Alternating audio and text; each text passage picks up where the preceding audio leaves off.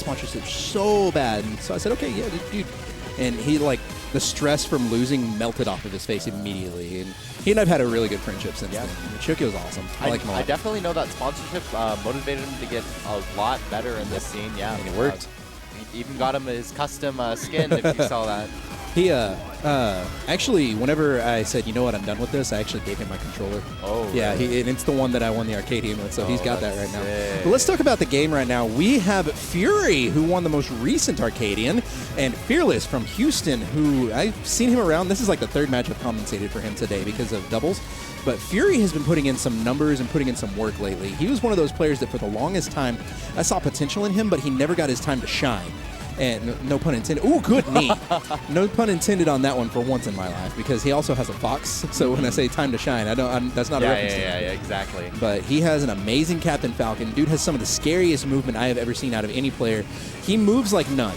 All right? Yeah. There's no way to describe it. If you watch him, his movement and his spacing is excellent. If he's worked on his punish game and his, I guess the last time I played him, he kept getting stuck in patterns. If he has worked on that between the last time I played him and now, he's going to do a lot of good work. And right now, it's paying off pretty well for him. Good neutral air from Fearless to cover that option, recovering the ledge. Down smash, that's going to seal it. And we're tied up at 3 stocks, 50% exactly separating the players. Do you know more about Fearless than I do? Yes. Well, I don't know if I know more about him, specifically. In Houston, he is, I think, number 2 right now, behind Fuzz. Not traveling out to a lot, but he is going to bigger bulk, trying to get a big name throughout the scene so far. I think monetary-wise and being caught up with college at the University of Houston is one of the reasons why he hasn't traveled out too much. But his punish game, on top of recent wins over top players like Bobby Frizz and just getting respect from players like Sosa, just shows how good he is, especially with his immaculate punish game. Right. Yeah. His neutral being a little bit off compared to other Lucarios. Lucario already struggled with a neutral game in the first place because he doesn't have any realistic way to close a gap. Exactly. He's got a dash attack to try and get something started, but realistically speaking, he doesn't have a whole lot to go with outside of like a few aerials and closing gaps with like, with Spirit. Not Spirit. Or Sphere. There we go. Why couldn't I think of the name of that? But it's awkward trying to approach with Lucario. You have to bait things out. His dash dance is one of the best in the game. His dash dance is absolutely amazing. But the problem with that is outside of the dash dance, he doesn't have a whole lot to try and get your opponent to get dedicated to something. I definitely agree. Down tilt isn't as disjointed as it used to be. They brought that down in 3.6. Oh, really? If I recall correctly, if there's anybody out there watching right now, ooh, excellent conversion. Very bread and butter, up air, knee. Yeah. But even then, that bread and butter is still hard to connect with Captain Falcon because you have to put your inputs in just right with the character. You do anything wrong, and you get a full hop out of it, and that just makes you look goofy. Yeah. And so I played Fury in bracket, and his playstyle is I'm going to dash dance and create so much fear with my character. I'm going to put you in a corner, and then once you're in there, I'm going to stuff you out until you're just dead. He learned that from playing he was playing some friendlies with me, and DMG was watching. And the last time I had played DMG, it went to like last stock, last hit, last game. It was incredibly close, and he was playing Captain Falcon. And the whole time I was playing him, I felt like I was cornered, like I was scared. Yeah. But I managed to convert off of things and punish better than he did because Meta Knight has a really incredibly good punish game.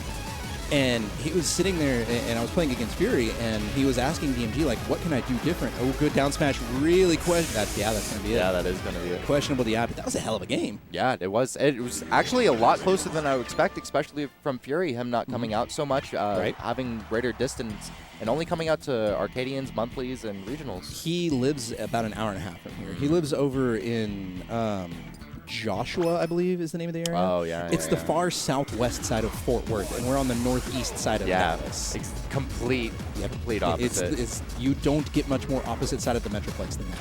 And the Dallas-Fort Worth Metroplex is the 4th largest metropolitan area it's either the 3rd or 4th largest metropolitan area I think. in the U.S., all right? And because of that, it's really, really easy to... Wow, that was unfortunate. It's easy to analyze distances between places here in hours rather than miles or distance. And so the problem with the DFW Metroplex in the first place is it's 30 minutes. No matter where you are, you could be down the street. It's going to take you 30 minutes to get there. All right? 30 minutes from anywhere. Good Lord, Fury, let's go! Goodness. Dude, that was amazing. And with such a 2-stock, or with this 2-stock lead, I'm really surprised that he also just went back to PS2. I mean, it was working him out in the beginning, but I don't know if it's comfort pick or not taking the Smashville, being able just to work off of these platforms as we just saw with up throw. He's got some excellent positioning. Like that right there. Yes. He's converting. Yes, and calling out with drop zone knee. Oh my God. Goodness. I can hear the crowd through the wall. Yeah, over I here. can as well. Let's go, Oh my Fury! goodness. Worth it. Worth every bit of it. He almost made it back too. Yes. This just shows how great a player. Don't sleep. Don't sleep on Infinity. Don't sleep on Don't Fury. sleep on Fury. Damn. Oh, that's that's gonna be it. I think once he saw the Aura Sphere didn't cancel, he just said, "Okay, no, we're done," and said, "I'm gonna move on to the next game." Fearless shaking his head. Yep. Yeah. That was super unexpected. If there's, he's smiling up there. You see him. if there's any stage that I would think.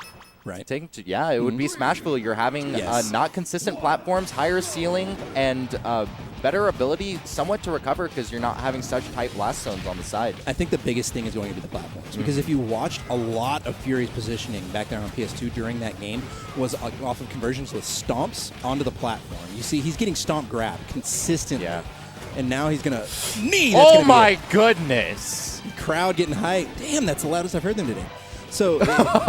You should have heard them cheering for Hot Pockets against Dumb Shiny. Yeah, it was extremely loud. So the point is the platforms were helping him out a lot last game. And you can see here, there's nothing for him to land on. There's nothing for... Uh-oh, here he goes. Yeah, it becomes more FD-esque in stage. Yeah. And I think he may have banned FD. I didn't see what the bans were. Yeah, it was FOD-FD. Okay, yeah, there you go. That's actually perfect in this matchup. So he's banned the appropriate stages, in my opinion. Yeah, because... Go ahead. FOD being such tight corners and Captain Falcon not really liking it, especially with mix-ups on platforms not being as consistent. And FD just being what you saw the earlier punishes from Fearless, just keeping him up in the air with Aura Sphere cancel bears. Yep. And then on top of that, there's no platforms off to the side. A lot of the conversions and positioning that Fury had were off of the platforms. Neat. Yeah. And up throw knee, definitely going to call it out, especially high percent. I don't think DIing away and down was really going to help him. Or no, there's a certain percent window where Lucario actually can't get out. Yeah, the up throw knee. That's what I would assume. It's better to DI, I think down and in makes it the most difficult based on, at the percentage he was at. Yeah. So that was really risky, and Fearless called him out on that. Okay. Double knee, that's putting him in a bad position. Okay, good recovery from Fearless. But because the platforms aren't on either side, we keep coming back to this. Because there's no platforms on either side, he could have weak hit back air to knee that, and that would have converted and got the stock. But he was stomping on a platform, and then he would fall up under it while Fearless was good read and calling out the roll in. So he would stomp him, and it would pop him up onto a platform.